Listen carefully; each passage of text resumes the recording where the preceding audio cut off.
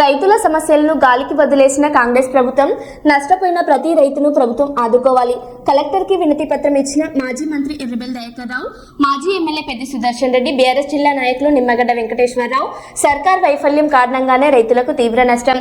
తడిచిన ధాన్యాన్ని వెంటనే కొనుగోలు చేయాలి. భారీ వర్షాల వరదలతో ఉమ్మడి వరంగల్ జిల్లా రైతులు అనేక ఇబ్బందులు పడుతుంటే వారి సమస్యలను పట్టించుకోకుండా కాంగ్రెస్ ప్రజాప్రతినిధులు గాలికి వదిలేస్తున్నాడని మాజీ మంత్రి ఎర్రబెల్లి దయాకర్ రావు ధ్వజమెత్తారు.